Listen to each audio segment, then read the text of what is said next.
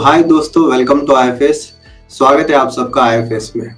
आज इस बातचीत में हमारे साथ जुड़ेंगे प्रगति जी, और जिन्होंने क्वालिफाई किया है CSR net chemical science JRF. और सबसे पहले तो कांग्रेचुलेशन प्रगति जी आपको।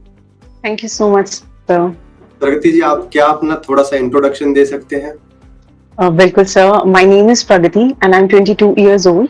I have done my graduation in BSc Chemistry Honors from Delhi University and I have just finished my masters from MDU Rohtak.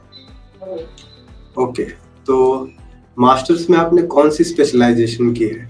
Sir, my specialization was in organic. अच्छा, तो आपको मतलब MSc से ही इनऑर्गेनिक आप उसमें मतलब माहिर थे, ऐसा कह सकते हैं? हाँ जी sir, inorganic was my favorite subject. Okay, चलिए अच्छी बात है। फिर तो आपके लिए मतलब एक सब्जेक्ट के लिए तो आपको ज्यादा सोचना नहीं पड़ा होगा। हाँ जी सर, मेरा इनऑर्गेनिक काफी स्ट्रॉन्ग था बिकॉज मेरी फील्ड भी थी एंड मुझे इनऑर्गेनिक पर्सनली पढ़ना बहुत ज्यादा पसंद था as compare to physical and organic. So मेरा इनऑर्गेनिक स्ट्रॉन्ग था, मैंने कंप्लीट इनऑर्गेनिक कवर किया था। चलिए बहुत अच्छी बात है। तो इनऑर्गेनिक की ही थोड़ी सी मैं बात करना चाहूंगा। आपको इनऑर्गेनिक में कौन से टॉपिक लगे जो बहुत अच्छे हैं? सर, ऑर्गेनोमेट्रिक्स मेरा पर्सनल फेवरेट है। दो ऑर्गेनोमेट्रिक्स से स्टार्टिंग में मुझे बहुत डर लगता था बिकॉज मुझे लगता था बहुत ही लेंदी चैप्टर है एंड बहुत ही ट्रिक्स और काफी सारी कॉम्प्लिकेशंस है, रिएक्शंस भी हैं, फॉर्मूलाज भी हैं, न्यूमेरिकल्स भी हैं। But when I studied it तो उसके बाद ही मेरा फेवरेट चैप्टर बन गया था। इसे पढ़ने में मुझे सबसे ज्यादा मजा आता था। जी जी जी, ऑर्गेनोमेट्रिक चैप्टर ही ऐसा है कि मतलब बस शुरू कर दो तो फिर मजा आने लगता है उसको पढ़ने में। Yes sir. ऑर्गेनोमेट्रिक केमिस्ट्री के अलावा आपको कौन सा फेवरेट टॉपिक रहा है? इसके बाद से मुझे बायोइनऑर्गेनिक काफी अच्छा लगता था स्कोरिंग पॉइंट ऑफ व्यू से, क्योंकि उसके अंदर एक पर्टिकुलर लिमिटेड डाटा है, आपको वो पता होना चाहिए, you can score well. And coordination was also one of my favourite topics. Coordination में reaction mechanism specially, that was my favourite topic. अच्छा, तो ये सब आपने टॉपिक एमएससी में अच्छे से कर लिए थे? सर, ये मेरे एमएससी के सिलेबस में सारे टॉपिक्स थे, इसलिए मैं कहूंगी मुझे काफी हेल्प मिली कि मैंने ऑन गोइंग साथ में प्रिपेयर किया था। सो हाँ जी, सभी मैक्सिमम सिलेबस मैच होता था। जो मास्टर्स का सिलेबस था वही नेट का सिलेबस था ऑलमोस्ट। चलिए बहुत अच्छी बात है, क्योंकि यूजुअली सीएसआर नेट का जो सिलेबस है वो माना जाता है कि सबसे बड़ा सिलेबस है। चाहे कोई भी आप एग्जाम ले लीजिए, चाहे गेट हो, टिफर हो, है ना, तो सीएसआर नेट का सबसे वास्ट सिलेबस होता है। तो इसमें डेफिनेटली आपको हेल्प किया होगा ये जो आपने टॉपिक्स पढ़ रखे हैं। हाँ जी सर। जी, और इसके अलावा फिजिकल की अगर मैं बात करूं, यूजुअली ऐसा होता है कि बहुत सारे लोग हैं जो फिजिकल से डरते हैं, और अगर मैं क्वांटम या फिर थर्मोडायनेमिक्स ऐसे नाम ले लूं तो फिर वो तो फिर दूर भागते हैं। तो इनके बारे में आपका क्या कहना है? सर, पर्सनली स्टार्टिंग में मुझे भी फिजिकल से डर लगता था। मैं पहले सोचती थी कि मैं इनऑर्गेनिक और ऑर्गेनिक ही प्रिपेयर करूंगी, फिजिकल को टच भी नहीं करूंगी। But turned out to be कि मैंने फिजिकल और इनऑर्गेनिक कंप्लीट प्रिपेयर किया था। ऑर्गेनिक के कुछ टॉपिक्स प्रिपेयर किए थे।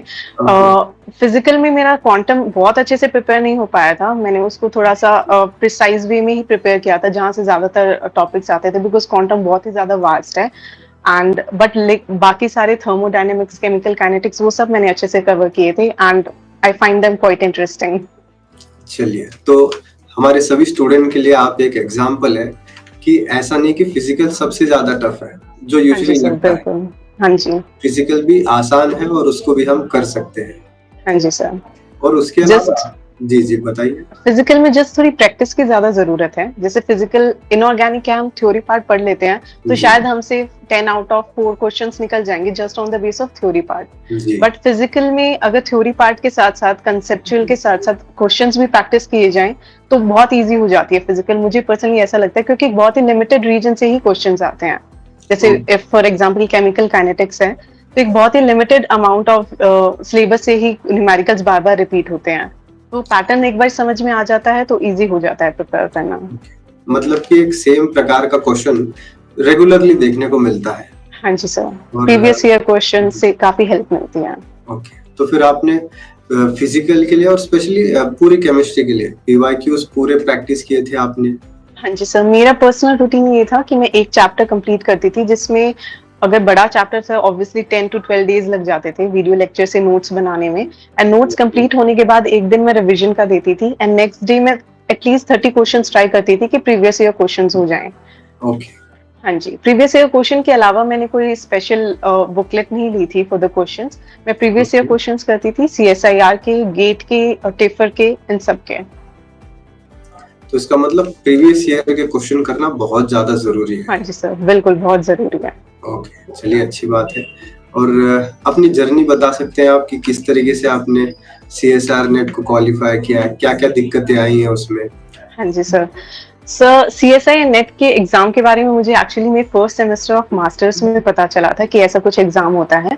एंड तब मैंने पर्सनली प्लान नहीं किया था कि मैं ये एग्जाम दूंगी या मैं सोचूंगी इसको करने के लिए, मैं प्रिपेयर करना चाहती हूँ। But in my masters I kind of fail in love with chemistry. मुझे केमिस्ट्री सच में बहुत पसंद आने लगी, तो मैंने खुद के इंटरेस्ट से थोड़ा केमिस्ट्री पढ़ना शुरू किया। एंड मेरा फर्स्ट अटेम्प्ट था लास्ट जून 2022 का एग्जाम, जो कि सितंबर में हुआ था। बट वो मैंने कंप्लीटली अनप्रिपेयर्ड एग्जाम दिया था, just because my mother told me to कि एक बार देख के आ कैसा लगता है एग्जाम, पता होना चाहिए। तो मैंने वो एग्जाम जस्ट इसके लिए दिया था, तो वो मेरा ऑब्वियसली क्वालिफाई नहीं हुआ। But this was my second attempt दिसंबर वाला होने वाला था, बट वो कैंसिल हो गया था। सो मैंने पर्सनली इसके लिए प्रिपेयर करना लास्ट नवंबर में स्टार्ट किया था। नवंबर ऑफ 2022 में मैंने इसके लिए ऑफिशियली प्रिपेयर करना स्टार्ट किया था। एंड मोस्ट ऑफ मैंने खुद के सेल्फ स्टडी से ही प्रिपेयर किया है। लाइक मैंने खुद के नोट्स प्रिपेयर किए हैं। स्टडी मटेरियल के नाम पे मेरे पास बस 3 रजिस्टर्स हैं, 3 बिग फैट रजिस्टर्स, जो कि मेरे खुद के नोट्स हैं। उसके अलावा मैंने कोई और बुक रेफर नहीं की या कोई और ज्यादा बुकलेट्स वगैरह रेफर नहीं की, स्टडी मटेरियल रेफर नहीं किया। So, उसके बाद जस्ट जून तक regular consistent hard work paid of. Okay, चलिए बहुत अच्छी बात है। और इतनी मेहनत की है आपने इसके लिए, आपको बहुत सारी कांग्रेचुलेशन। और आपकी इस जर्नी से मैं 2-3 पॉइंट को हाईलाइट करना चाहता हूँ। आपने कहा कि सबसे पहले आपको एक पुश मिला आपके मदर से, यानी अपने पेरेंट्स के साइड से। तो वो एक अच्छी बात है कि पेरेंट्स के साइड से आपको इतना सारा सपोर्ट मिला है। और दूसरी बात ये है कि आपने कहा कि आपने इस 2022 के नवंबर से seriously on a serious note preparation को शुरू किया था। हाँ जी, बिल्कुल सर। तो मतलब मैं कह सकता हूँ कि नवंबर से लेकर जुलाई तक लगभग आपको 6-7 मंथ्स का स्पैन मिला है। हाँ जी सर। मेरी क्लासेस होती थी तो like 9 to 5 I used to be in the classes, क्योंकि लेबोरेटरी वर्क होता था। तो 5 to 5:30 हमारा ऑफ होता था every day, even on Saturdays. तो मैं ये नहीं कहूंगी कि मैंने बहुत ज्यादा पढ़ाई की है। मैं डेली इनिशियली मैं 3 to 4 आवर्स ही निकाल पाती थी, घर पर आकर रेस्ट करके डिनर करके फिर मैं 3 to 4 आवर्स स्ट्रेच कर देती थी। बट एग्जाम से पहले 1-2 महीना मैंने ट्राई किया टू गिव माय बेस्ट। मैंने लेट नाइट तक पढ़ने का ट्राई किया, जल्दी उठ के पढ़ने का ट्राई किया। 2 लास्ट मंथ में मेरे एग्जाम्स थे मास्टर्स के। मेन एग्जाम से 10 डेज पहले मेरे एग्जाम्स खत्म हुए थे, semester exams, final exams. And वो 10 डेज मुझे अभी भी याद है। मैं जेन्युइनली सारा क्रेडिट उन 10 डेज को देना चाहती हूँ, बिकॉज उन 10 डेज में मैंने बहुत सारे मॉक टेस्ट सॉल्व किए, जो कि मैंने आईएफएस से ज्वाइन किया था। बहुत सारे मॉक टेस्ट सॉल्व किए, बहुत सारे प्रीवियस ईयर क्वेश्चन सॉल्व किए, और एंड तक मैं इतना कॉन्फिडेंट हो गई थी दैट हाँ मेरा जेआरएफ हो जाएगा। बट मुझे ये नहीं पता था मेरी रैंक आएगी, which was unexceptional for me, unexpected for me. अच्छी बात है। तो इसका मतलब ये है कि आप अगर एक डेडिकेशन के साथ 6 to 8 मंथ्स के जो स्पैन है उसमें अगर बहुत ही अच्छे से डेडिकेटेड वे तरीके से अगर आप स्टडी करते हैं, प्रिपेयर करते हैं, तो आसानी से आपका सीएसआर नेट क्लियर हो सकता है। हाँ जी सर, बिल्कुल सर, आराम से। मुझे पर्सनली लगता है कि 3 to 4 मंथ ऑफ प्रैक्टिस, जो कि बिल्कुल ही डेडिकेटेड होता है कि आप बहुत अच्छे से पढ़ रहे हो, अच्छे से टाइम्स, अगर आपका टाइम, क्योंकि मेरे पास इतना ज्यादा टाइम नहीं होता था, मुझे क्लासेस जाना होता था एंड और भी काफी सारे काम होते, तो उस वजह से मैं इतना टाइम नहीं निकाल पाती थी। बट अगर आप एक ड्रॉपर हो या आप मास्टर्स के बाद कर रहे हो, तो मुझे पर्सनली लगता है कि 2 to 3 मंथ्स अच्छे डेडिकेटेड स्टडी कैन आपका इजीली जेआरएफ क्वालिफाई हो सकता है। ओके, तो डेडिकेशन ये बहुत ज्यादा जरूरी है। जैसे प्रगति जी ने एमएससी के साथ साथ सीएसआर नेट की स्टडीज की और उसी के साथ साथ उन्होंने जेआरएफ को क्लियर किया। ओके, चलिए अच्छी बात है। और प्रगति जी, मैं आपसे जानना चाहता हूँ कि मॉक टेस्ट या फिर जो प्रैक्टिस टेस्ट होते हैं उनका क्या असर होता है प्रिपरेशन में? तो उनका मेरी प्रिपरेशन में सबसे बेस्ट जो मुझे रिस्पांस मिला वो मॉक टेस्ट की वजह से ही मिला। बिकॉज जब हम मॉक टेस्ट करते हैं तो हमें एक खुद से आइडिया लगने लग जाता है कि कितना अच्छा पेपर जा रहा है या किस डायरेक्शन में पेपर जा रहा है या आगे कितना स्किप करना है कितना नहीं करना। मैंने सारे पेपर इसी तरीके से दिए थे कि मेरा फाइनल एग्जाम है। टाइम मैनेजमेंट में भी बहुत हेल्प मिलती है। मैंने जितने भी मॉक टेस्ट दिए, most of those mock test में 2 आवर 15 मिनट्स तक मेरा टेस्ट कंप्लीट हो जाता था, जिसकी वजह से मुझे था कि मुझे half an hour at least exam में मिलेगा to revise those questions. But actually ऐसा नहीं हुआ, क्योंकि जब हम मेन एग्जाम में होते हैं तो वहाँ प्रेशर और भी काफी सारे फैक्टर्स हो जाते हैं, तो मेरे कंप्लीट 3 आवर्स लग गए थे एंड मुझे इतना ज्यादा रिवीजन का टाइम नहीं लगा था। बट मॉक टेस्ट की वजह से सच में बहुत हेल्प हुई कि कैसे अप्रोच करना है क्वेश्चंस को, किन क्वेश्चंस को मार्क करके छोड़ना है, किन को डायरेक्ट सिलेक्ट करना है, किन पे टाइम वेस्ट नहीं करना, किन को अप्रोच के जल्दी करना है। तो काफी हेल्प मिली मॉक टेस्ट से। ओके, चलिए अच्छी बात है। तो मॉक टेस्ट का बहुत ज्यादा हेल्प रहता है, हेल्प मिलती है मॉक टेस्ट से। और क्या आप मुझे प्रगति जी बता सकते हैं कि आपकी स्ट्रेटेजी क्या थी कि पहले पार्ट सी में करना है सॉल्व क्वेश्चंस को, या सर मेरी पर्सनल स्ट्रेटेजी थी कि पार्ट सी में पहले मुझे क्वेश्चंस करने हैं और एटलीस्ट 22 to 23 क्वेश्चंस मुझे रीच करने हैं, जिसमें से मेरे मैक्सिमम क्वेश्चंस इनऑर्गेनिक के होते थे। लाइक इनऑर्गेनिक के I used to do about 15 questions मेरे हो जाते थे इनऑर्गेनिक से ही। फिर मेरे बाकी के क्वेश्चन बेसिकली फिजिकल से निकल जाते थे, जिससे मेरा 21-22 का टारगेट अचीव हो जाता था। रेदर देन उसके अलावा जो ऑर्गेनिक के क्वेश्चंस थे, लाइक जो बेसिक आते हैं कुछ क्वेश्चंस, ऑर्डर अरेंज करना या फिर स्पेक्ट्रोस्कोपी जैसे चैप्टर से, या पेरिसाइक्लिक फोटोकेमिस्ट्री जैसे चैप्टर से, तो बाकी मैं उनसे रीच करने का कोशिश करती थी। मेरा टारगेट मैक्सिमम 23 to 24 होता था, to attempt 23 to 24 questions out of 25, and वो इजीली अचीव हो जाता था with the practice, with the inorganic, physical and a little bit of organic. फिर मैं पार्ट बी पर आती थी। पार्ट बी पे I used to easily do around 26 to 28 questions out of 35 questions, and after that मैं part A पे आती थी। पार्ट ए पे मैं जनरली सारे क्वेश्चंस नहीं कर पाती थी, मेरी इतनी प्रैक्टिस नहीं थी। पार्ट ए के लिए स्पेशली मैंने कुछ दिन पहले जो आईएफएस की कोचिंग यूट्यूब चैनल पर जो वीडियोस आते थे, डेली एक वीडियो आता था फॉर जनरल एप्टीट्यूड, मैं वो वीडियो ही देखा था मैंने लास्ट 15-20 डेज तक, एंड कुछ प्रीवियस ईयर क्वेश्चंस किए थे, तो उन्हीं के बेसिस पे मैं अराउंड 10 क्वेश्चंस अटेम्प्ट कर पाती थी वहां से। चलिए बहुत अच्छी बात है। तो पार्ट ए से 10 क्वेश्चन कर पाना, ये भी एक अच्छा सेट माना जाता है, इतने क्वेश्चन को भी कर पाना। और जनरली आपने कहा कि पार्ट सी से आपके मिनिमम 20 to 23 क्वेश्चन हो जाते थे, तो इस पे आप कितना टाइम स्पेंड करते थे? सर पार्ट सी पे मेरा ओवरऑल 50 to 55 मिनट्स लग जाता था, जो मैंने मॉक टेस्ट के टाइम पर नोटिस किया कि मेरा 50 to 55 मिनट में पार्ट सी कंप्लीट हो जाता है। बिकॉज मैं इनऑर्गेनिक के क्वेश्चन ज्यादा करती थी, तो उनमें थोड़ा कम टाइम लगता है, वो लॉजिकली ज्यादा सॉल्व हो जाते हैं। फिजिकल के क्वेश्चंस में कुछ टाइम लगता है, बट वो मैं ज्यादा से ज्यादा मुझे 5 to 8 क्वेश्चन सॉल्व करने पड़ते थे टू रीच माई टारगेट। तो मेरा 50 to 55 मिनट्स में पार्ट सी कंप्लीट हो जाता था। Part B would take me around half an hour और 35 मिनट्स, एंड बचे हुए टाइम में पार्ट ए हो जाता था। Then I used to tally once, एक बार दोबारा मैं देख लेती थी फॉर द क्वेश्चन जो मैंने मार्क करके छोड़े हुए हैं, एंड तब मैं सबमिट करती थी, तो इट वाज अराउंड 2 आवर और 2 आवर 15 मिनट्स के अंदर मॉक टेस्ट के अंदर कंप्लीट हो जाता था। ओके। और कभी आपको ऐसा लगा कि जब आपने फाइनल एग्जाम दिया सीएसआर नेट का इस जून वाला, ऐसा लगा कि जब सबमिट किया कि होगा या नहीं होगा, एक इनर गट फीलिंग होती है? जब मैं एग्जाम देने जा रही थी, आई वाज वेरी कॉन्फिडेंट, क्योंकि मैंने जितने भी मॉक टेस्ट दिए I used to score above 130, 125, 130, इसके बीच में मैंने हमेशा स्कोर किया। So I was very confident. Plus previous year questions were on kind of tips for me, like मैं देख के ही बता देती थी, अच्छा तो प्रीवियस ईयर क्वेश्चन 2016 में आया हुआ है। तो एंड तक मैं इतना कॉन्फिडेंट थी कि हाँ मेरा अच्छा एग्जाम हो जाएगा।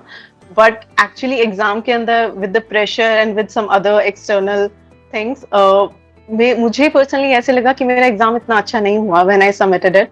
तो मैंने घर पर आके भी अपनी मदर को ऐसे कहा कि मेरा नेट हो जाएगा, बट आई डोंट थिंक कि मेरा जेआरएफ क्वालिफाई हो पाएगा।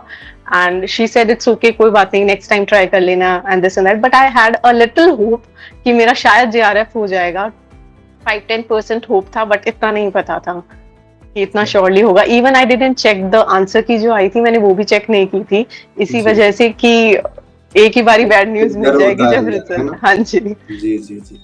लेकिन बहुत बढ़िया परफॉर्म किया, ना ही सिर्फ आपने जेआरएफ क्लियर किया, वो भी इतनी अच्छी रैंकिंग के साथ, तो कांग्रेचुलेशन फिर से।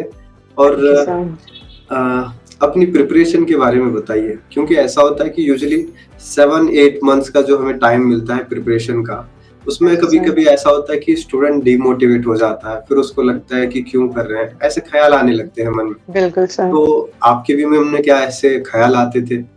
बिल्कुल सर। मेरे मन में भी ऐसे बहुत बार आता था कि इतना ज़्यादा पढ़ने की ज़रूरत नहीं है, या फिर कल कर लेंगे, या फिर इसको परसों कर लेंगे। स्पेशली जब एक कंसिस्टेंसी के बीच में 1-2 दिन का ब्रेक आ जाता था, जैसे कहीं जाना है, तो 1-2 दिन का ब्रेक लग गया, तो उसके बाद दोबारा स्टार्ट करना उतना ही हार्ड हो जाता था। बट मैं जी, पर्सनली बोलूँगी कि मोटिवेशन से ज़्यादा इम्पोर्टेंट है कंसिस्टेंसी। जब आप डेली जी, एक काम को करते हो, तो वो आपके लिए काम नहीं रहता, एक आदत बन जाती है। इट बिकम्स वेरी एक टाइम पे मैं कभी नहीं सोच पाती थी कि मैं भी 9-10 घंटे पढ़ पाऊँगी दिन में, बट मेरे लिए इतना कॉमन हो गया था। By the end 9-10 hours was very common for me. उठ के पढ़ना है, खा के पढ़ना है। It was very common for me कि बहुत ही डेली रूटीन बन गया था। सो मैं पर्सनली कहूँगी कंसिस्टेंसी के साथ सब हो जाता है। प्लस मैंने कभी भी इतना ज़्यादा बर्डन लेके पढ़ाई नहीं की। I used to go everywhere. मैंने सब कुछ एन्जॉय किया, मेरे फ्रेंड्स के बर्थडे, कॉलेज की पार्टीज़, फ्रेशर, फेयरवेल, मैंने सब एन्जॉय किया है। एंड मैंने कभी भी इतना ज़्यादा बुक वॉर्म रीडिंग नहीं की है कि मैंने हर वक़्त पढ़ाई, पढ़ाई, पढ़ाई, ऐसा कुछ नहीं किया। सो मैंने काफ़ी एन्जॉय करके पढ़ाई की है। जब मेरा मन किया मैंने अच्छे से पढ़ाई की है, जब कुछ और करने का मन कर रहा है तब एन्जॉय किया है। जब तक हम किसी चीज़ को एक बर्डन नहीं मानते, या फिर ऐसे नहीं लेके चलते कि मेरे को ये करना ही पड़ेगा, तब तक वो चीज़ हमारे लिए लाइट रहती है, हम उसको ईज़िली कर पाते हैं। तो एक माइंडसेट वैसा सेट हो जाए कि ये एक डेली वर्क है, मुझे डेली थोड़ा-सा पढ़ना है and for this much amount of time, तो मेरा ईज़िली हो जाएगा, तो हो भी जाता है। इट्स वेरी ईज़ी अगर आप डेली कंसिस्टेंसी के साथ पढ़ते हैं तो। मतलब कि हमें जो भी काम कर रहे हैं या फिर जो भी हमारी प्रिपरेशन है उसको बर्डन नहीं मानना है। बिल्कुल सर। ओके, चलिए अच्छी बात है। और मैंने आपकी एक बात नोटिस की थी, आपने कहा कि मैंने 3 बुक्स बनाई थी, यानी हाँ 3 जी सर। बुक्स थे, नोट्स थे आपके। तो हाँ क्या जी सर। आपने एंड तक एग्ज़ाम के एंड तक आपने वही बुक्स को रिवाइज़ किया नो बार-बार? Sir, no sir. If I can even show you, these were the books, 3 books जो these are the 3 fact books जिनके मैंने नोट्स बनाए थे। ऐसे 3 रजिस्टर्स हैं मेरे पास। जी, जी, जी। एंड एंड तक ऑब्वियसली आप इतना ज्यादा नहीं पढ़ सकते हो रिवाइज के टाइम पर, बट क्योंकि आप बार बार किसी एक टॉपिक को अगर जैसे ऑर्गेनोमेट्रिक ही चैप्टर है, जब मैंने उसे 5-6 टाइम तक रिवाइज कर लिया है, तो और मैं प्रीवियस ईयर क्वेश्चंस भी साथ में सॉल्व कर रही हूँ, तो मुझे पता है एट द एंड कि कहाँ किस पोर्शन से क्वेश्चन आना है और कौन सी ऐसी चीजें जो मुझे याद नहीं रहेगी, तो मैंने उनके लिए शॉर्ट नोट्स बनाए थे। ओके, नाउ मेरे रजिस्टर में ऑर्गेनोमेट्रिक ने हाफ रजिस्टर ऑक्यूपाई किया है, बट एट द एंड मैंने 3 पेज में ऑर्गेनोमेट्रिक के शॉर्ट नोट्स बना रखे थे। सो एंड बहुत के अच्छी 10 डेज में मैंने सब कुछ शॉर्ट नोट से ही रिवाइज किया है। आई जस्ट जल्दी से रिवाइज करके I use to do the mock test, I use to do the previous year questions. तो लास्ट तक मैं पर्सनली रिकमेंड करूंगी कि आपके पास खुद के पर्सनल शॉर्ट नोट्स होने चाहिए। आप जी, इतना ज्यादा वाइड सोर्स के साथ रिवीजन तो बिल्कुल भी नहीं कर सकते हो। क्योंकि लास्ट के जो समय में लगभग 1-2 दिन या फिर मैक्सिमम 3 दिन मिलता है जिसमें हमें पूरा सिलेबस रिवाइज करना हाँ होता है। जी सर। तो उसमें अगर हम नोट्स से डायरेक्ट रिवाइज करने लगेंगे तो उसमें काफी समय चला जाता है। हाँ जी तो सर। जैसे आपने एक तरीका अपनाया वो बहुत अच्छा है कि हम उससे शॉर्ट नोट्स बना ले, जो हमें पॉइंट्स याद नहीं रहते वही हम हाँ पॉइंट्स जी। को यहाँ पर रखें जो इजीली हम मेमोराइज कर सकते हैं एग्जाम से हाँ जी, पहले। ये बिल्कुल बहुत सर। अच्छा तरीका है। ये जी, कुछ जी, कंसिस्टेंटली अब आप रिवीजन 5-6 बारी कर लोगे तो आपको खुद पता चल जाता है कि ये चीजें तो मुझे ऑलरेडी फीड हो गई हैं। ये कुछ पर्टिकुलर डाटा है जो मैं याद नहीं रख पाती, या ये कुछ ट्रिक्स हैं जो मैं याद नहीं रख पाती। तो आपको बस उन्हीं को नोट डाउन करके रखना है ताकि वो आपकी एक पिक्चर मेमोरी बन जाए, आपको पेज डायरेक्ट एग्जाम में याद आ जाए कि हाँ ये ट्रिक थी, ये अप्लाई करनी है। जी, जी, जी। और आपने यूट्यूब वीडियोस का भी जिक्र किया था, हाँ वो जी कैसे सर। हेल्पफुल रहे आपकी प्रिपरेशन में? Sir personally I am very motivated by Nadeem sir. मैंने नदीम सर के लेक्चर्स बहुत देखे हैं। हितेश सर से भी मैंने ओएमसी का रिएक्शन मैकेनिज्म उन्हीं से पढ़ा है। एंड राजीव सर से फिजिकल बहुत इजीली मैंने पढ़ा है। तो जैसे आईएफएस के ऊपर प्रीवियस ईयर क्वेश्चंस के सॉल्यूशंस आते थे, या फिर एक वो रिवीजन जो पूरे एक चैप्टर का एक क्वेश्चन वाइज रिवीजन सर कराते थे, तो मैं जनरली उन्हें देख लेती थी। कभी भी मेरा पढ़ने का मन नहीं कर रहा होता था तो मैं लेट के आराम से वो वीडियोस देख लेती थी। तो उनसे भी काफी हेल्प मिलती थी क्योंकि एक ही क्वेश्चन से काफी कुछ रिवीजन हो जाता था। एक क्वेश्चन करने से पूरा एक टॉपिक रिवाइज हो जाता था माइंड में कि हाँ ये क्वेश्चन था, ये था। और जब वो क्वेश्चंस करेक्ट होते जाते हैं तो एक कॉन्फिडेंस भी बिल्डअप होता है। तो मुझे जी। काफ़ी हेल्प मिली थी, स्पेशली जनरल एप्टीट्यूड, क्योंकि मैंने बिल्कुल भी जनरल एप्टीट्यूड नहीं पढ़ा था एंड 20 डेज़ पहले मुझे स्ट्राइक हुआ कि अरे जनरल एप्टीट्यूड तो मैंने टच भी नहीं किया है अभी तक। तो लाइक दो I was from the maths background, तो मुझे था थोड़ा कि मैं कर लूँगी, बट उसके बाद फिर मैंने डेली वीडियोज़ देखना स्टार्ट किया आईएफएस के यूट्यूब चैनल पर, जो कि डेली एक वीडियो अपलोड करते थे सर। तो मैं उस वीडियो को देखती थी, ट्रिक्स नोट करती थी, क्वेश्चंस करती थी एंड दैट वाज़ इनफ। उससे मेरे 7 टू 8 क्वेश्चंस हो गए थे in the final exam. Okay, चलिए बहुत अच्छी बात है। मतलब यूट्यूब वीडियो से भी आपको बहुत सारा हेल्प मिला बिल्कुल है। सर, बिल्कुल। और आगे आपके क्या प्लान्स हैं, फ्यूचर प्लान्स कह सकते हैं? रिसर्च में आपका जाना है। हाँ जी सर, मैं पीएचडी में ही एनरोल होने का अभी प्लान कर रही हूँ। अभी जी। एप्लीकेशंस फॉर्म रिलीज हो रहे हैं, तो I am filling all those application forms. Okay, best of luck. और लास्टली जाते-जाते स्टूडेंट्स के लिए आपका कुछ सजेशन, राय या फिर कोई एक ऐसी बात जो उनको अपनी जर्नी में, अपनी प्रिपरेशन में हेल्प करे? बिल्कुल सर। जनरली सर सबका एक माइंडसेट होता है कि बहुत ही ज़्यादा पढ़ने वाले बच्चे ही एग्ज़ाम क्रैक कर पाते हैं, या फिर बहुत ही ज़्यादा मेहनत लगती होगी, दिन-रात एक करना पड़ता होगा, तब जाकर ऐसे एग्ज़ाम्स क्लियर होते हैं। मैं अपना पर्सनल इंट्रो दूँ तो I am not one of those student. मैंने दिन-रात पढ़ाई नहीं की except for the last 15 days, but आप एन्जॉय करके पढ़ाई करोगे, जब तक आप खुश होके पढ़ाई करोगे, पढ़ाई विल आल्सो रिस्पेक्ट यू और आपको आपके रिजल्ट्स मिलेंगे। Just enjoy the process, destination पे इतना फोकस ना करके just enjoy the process which you are going through. आपको पढ़ाई हर जगह काम आएगी। अगर आपका एग्जाम क्लियर नहीं भी हो पाया, so your study will help you in some other way, but enjoy this process of studying. Okay, मतलब जितना भी आप समय पे पढ़ रहे हो, उसको पूरी तरीके से एन्जॉय करो। बिल्कुल सर। चलिए, अच्छी बात है। और thank you Pragati, thank you for coming into this session. Hopefully students को भी इससे बहुत ज़्यादा बेनिफिट मिलेगा। I hope so sir. Thank you. Thank you sir. तो ये थी स्टूडेंट्स प्रगति जी की कहानी। होपफुली इससे आपको, उनकी जर्नी से आपको बहुत कुछ सीखने को मिलेगा, बहुत सारे आप आइडियाज उनसे ले सकते हो। तो मिलते हैं अगली वीडियो में। Till then take care, happy learning, bye bye.